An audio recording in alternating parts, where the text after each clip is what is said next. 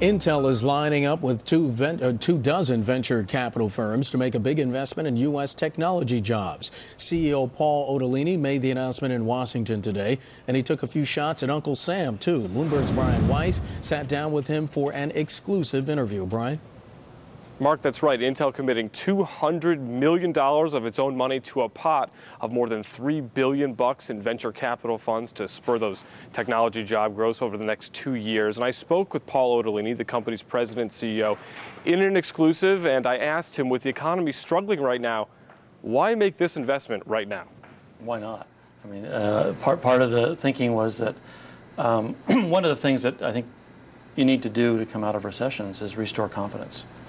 And by making this statement in terms of the venture capital industry and the private corporate venture capital industry willing to come together and put their money into the U.S., into U.S. companies in a very short period of time, 24 months, I think says that there's confidence from this community in terms of the future. A, we think there's a good return. B, it'll have some job effect, which is, I think we all would applaud at this point in time.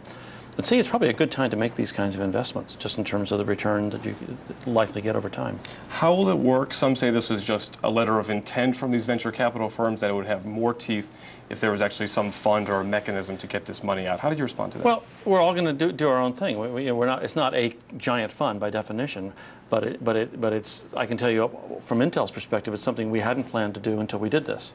So from that perspective, it is going to be $200 million that we will put into U.S. firms and startups in this time frame that was unplanned before today. I suspect the other venture firms will have a similar take on it. You expressed some criticism today of Washington, of Congress, and the administration not doing enough for research and development. What specific steps can you outline? Can you tell? My criticism was on the R&D tax credit, which is not permanent in the United States. It's something that you have to appeal for every year, and it gets passed so far, but it's gone from being the highest in the world to among the lowest in the world. And in contrast to other countries, it is substantially lower. And when you look at where should one hire an engineer, that is a factor. All things being equal, it's a lot cheaper to do it in a country which is giving you 2 or 3 times the credit. President Obama has said that education, innovation, research and development, that these are cornerstones of his tenure, that he's going to invest in these things. 1 year in, give him a letter grade. What's his? I don't give letter grades. I'm sorry. I'm in business. I'm not a teacher. Your take on his first year? You know, at 50,000 feet, the economy is stabilized. And a year ago this week, I was here, and it wasn't clear where things were going. People were scared. We didn't know if the banks would collapse. We didn't know if the recession would ever end. We didn't know if we had a depression coming. So you look a year later, and you actually have some causes for optimism. Yeah, if you're unemployed, it's not terribly optimistic. But if you look at the fundamentals, businesses are starting to grow again. People are making investments, and so you have to feel like they managed their way through this pretty well. So you can see there he was a little reluctant to criticize the White House. He spun it a little positively.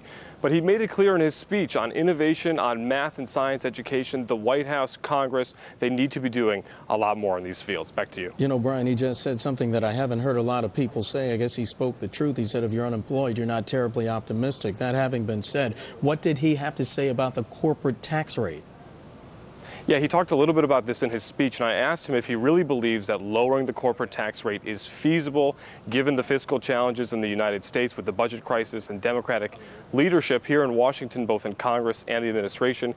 He pointed out that the corporate tax rate is second highest in the world, and he told me it stops U.S. companies like his from competing in the rest of the world. He says it needs to be addressed, or the U.S. will continue to slip in those technology fields. Mark.